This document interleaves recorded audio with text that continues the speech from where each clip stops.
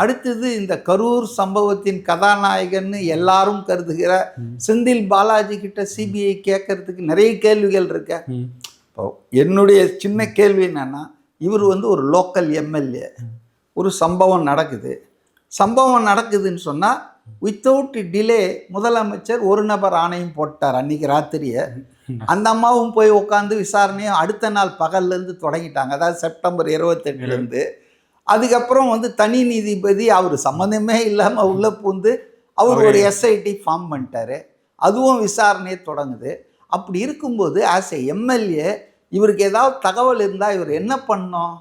ஒன்று, அந்த ஒரு நபர் ஆணையம், அந்த அம்மா தான் அங்கே தான் இருக்காங்க, அருணா ஜெகதீசன், அவங்கக்கிட்ட போய் ப்ரைவேட்டாக எனக்கு இதெல்லாம் இருக்குது ஆதாரங்கள் அப்படின்னு அவர் சொல்லலாம் லோக்கல் எம்எல்ஏன்ற முறையில்.